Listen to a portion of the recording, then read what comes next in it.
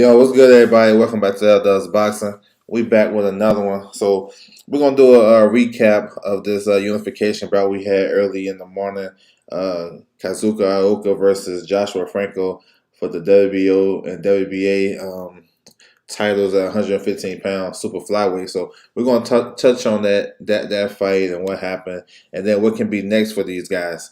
Before I do that, I want to salute everybody coming through the building. Make sure you guys hit the like button, subscribe. Feel free to drop a comment whether you're listening to it on the live chat or the playback. Feel free to tap in.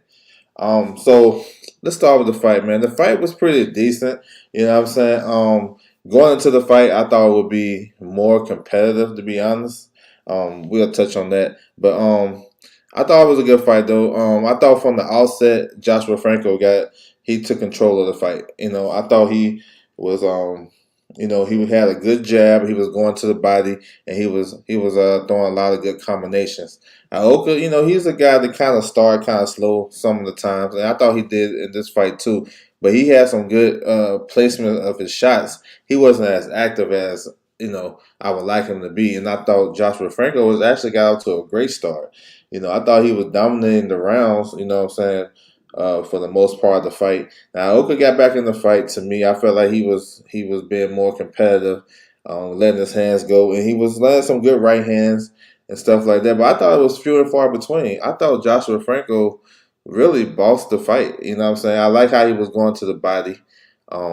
I like how he was getting back on his jab. He had a great 6 round to me, and then he got back on his jab in the 7th. Was doing real well. He was hurting Ioka too. He hurt him a couple times to the body, and I just thought he was the more active, fresher fighter. You know what I'm saying? It looked like Ioka maybe lost a step or two. I know he is the older fighter and more experienced fighter, but Franco looked more fresher. He looked like he was winning the fight to me. I don't know. I scored the 8 rounds to 4 for Joshua Franco. I'm thinking he should be unified champion, but that's not what the judges saw. They scored this fight a majority decision. The one card for Franco was 115, 113. So, I mean, you could ask for a rematch. I mean, it's still a good fight, and it's a unification. But I kind of felt like, damn, I felt like Franco won that fight. He should be unified champion. So that's what it was on that, man. I mean, Ioka still can, and I feel like he did some good stuff, and I thought it was a couple of rounds that was close, but I felt like for the most part that was Joshua Franco's fight. You know what I'm saying? Talal in the building, what's good with you? Salute. Chin Smoke, what's good with you, bro? Salute. Yes, sir. So let's take a look at this scorecard. You know what I'm saying? I don't know, bro, how they was scoring this fight, but I thought the first. So I kind of agree with the third scorecard, the one that has it 115, 113 for Franco, and they pretty much had Franco winning the first 7 rounds. I'm not gonna lie, that may be what it was. You know what I'm saying? That may be what it was. But for them to give Ioka the last 5 rounds, I don't agree with that. I don't. Maybe I thought Ioka did clip a couple of rounds towards the back end of the fight, but it won't nothing to just swing the fight that crazy to me. So take a look at these scorecards, man. Y'all can go on BoxRec and check out the actual judges for that if you want to go back and critique them and all that good stuff. If y'all feel like y'all want to do that, feel free to tap in with that. You can find the judges, but Stanley Christodoulou scored it 115, 113 for Franco, and the other two guys, Ferlin March and Jose Torres, scored it a draw, 114, 114. So feel free to tap in with that. So I'm thinking Josh Franco should be unified champion. You know what I'm saying? That's just how I feel. I felt like it was 8-4, 9-3. I mean, it could even, I mean, real talk, I won't be surprised at 10-2, but I think Ioka he did well in some of those rounds on the back end to get it to 8 rounds to 4. So man, good performance by Josh Franco, and that was my biggest concern was him coming off a long layoff. I think it was like 16 months since he last fought Andrew Maloney in that trilogy to conclude that trilogy. So I felt like maybe he was going to be a little bit ring rust. I ain't seen no ring rust. I know he was in training camp to face Gallo Estrada, but that fight didn't come to fruition. So So he must must have been doing a lot of good work. So that's what's up, man. Salute to him. I thought he put on a good performance. And Ioka can come back too. He's still a champion. He's still a future Hall of Famer and stuff like that. So we're gonna see. So what's next for these guys? So coming into the fight, I did a breakdown a couple of days ago of the super flyweight division. It's in the description box if you guys want to go back and refer to that. It got timestamps, all that good shit. So I ain't gonna break it all the way down like I did in that video. But for this case right here, Ioka came into the fight with a WBO mandatory by the way of Junto Nakatani, who is a former world champion at 112 pounds. He vacated that title because he was struggling to make the weight. So you know how the WBO does. The champion, as soon as they come into the division, they become number one.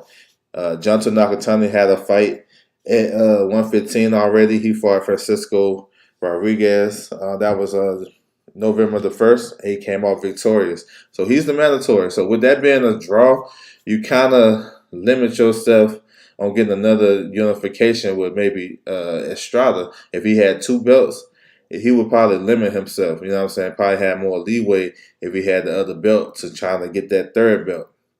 But since it came out a draw, it's more than likely you'll see Junto Nakatani get ordered for Ioka maybe 30 days from now.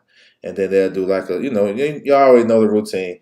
They'll order the fight, 30-day negotiation. If it don't get a negotiation, go to purse bid, blah, blah, blah. This should be a big fight in Japan, though. You know what I'm saying? Junto Nakatani is a young fighter coming up, a tall, southpaw, big puncher. And then you got Ioka, who is still a veteran, crafty type of fighter. They can win fights. You know what I'm saying? He does well with big knockout punches. You know what I'm saying? He does well. Aston Pellete, a big knockout puncher. He stopped him late. And same thing with Kosei Tanaka, big knockout puncher. And when he fought him, he stopped him. So it's still a fight that Ioka can win. But I feel like he should have lost this fight early this morning. That's just how I feel. But we'll see. So that should be next for the WBO. Now with Joshua Franco, so he don't have a mandatory as of yet. So if you guys go back and refer to that, y'all understand what I'm talking about. But it's coming. They got an eliminator coming in the WBA. So for right now, he's clear.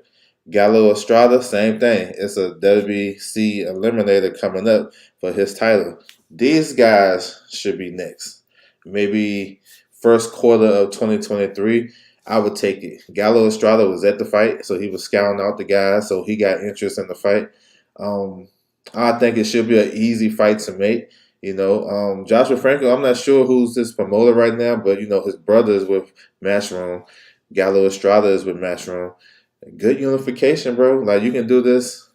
I think this will be a good fight, a real good fight. Estrada, coming off that big victory over Chocolatito, so he still got it. And then you seen what Joshua Franco did today. So I like the fight. I think this should be next. And these guys were supposed to fight for the to consolidate the WBA titles. You know what I'm saying? Gallo Estrada was super champion, and Franco was the regular champion. But the purse bid was crazy. I think the purse bid was like 120K. Gallo was going to get 90, and Franco was going to get 30. So Joshua Franco ended up leaving Golden Boy, and the fight just got canceled or whatever. So they elevated. They elevated since the fight didn't happen. They elevated Joshua Franco to full champion. So there's only one champion at 115. So now them guys can circle the block and fight each other for unification. It's a bigger fight now. You know what I'm saying? It's a bigger fight. You got the public demand now can be for this fight because a lot of people feel like Joshua Franco won this fight with Ioka and he should be unified champion. So this is what I see coming up next, man. And if it happens, it's gonna be a real good fight. You know what I'm saying? Franco probably deserves a little bit more respect than what he's been getting in the boxing community. Maybe he's a little bit overshadowed by his brother Ben Rodriguez, but he's a good fighter, like real good fighter. And he's coming into his own as a champion. I respect that about him. You know what I'm saying? T Street in the building. What's good, bro? Salute to you. What's going on? So I think this one should be next, man. Real good one. So just an overall recap, man. I thought Franco like controlled the fight, man. I thought he controlled it. I thought he did well. For a large part of that fight. Ioka seemed to me a little bit like a step slower. I know he's an older fighter, but I feel like he wasn't like quick to the punch in this fight. But he can still come back. Like I said, I wouldn't write him off because he's one of those guys. He's a technician, and I think he can definitely perform better than what he did this morning. So we'll see. But overall, it was a good fight. It's good for the division. Like I said, I broke down this division a couple of days ago in a video. So feel free to hit my description box. In this video, you can go right to it. I got the link in the description box. And then when you get to that video, I got timestamps in that description box. So you can go straight to it. Every sanctioned body, every organization, the IBF, all that stuff is broken down all the way. So if you guys into that, feel free to tap in. So that's what it is. That's what it is. Kenny in the building. What's good with you, bro? Salute to you. Happy holidays, man. Salute. Salute. So I'm about to close it out, man. I appreciate everybody coming through the building. Make sure you guys hit the like button if you haven't. If you missed the playback, feel free to check out the description box that I have. You need to go back and get yourself familiar with this division. Feel free to tap in.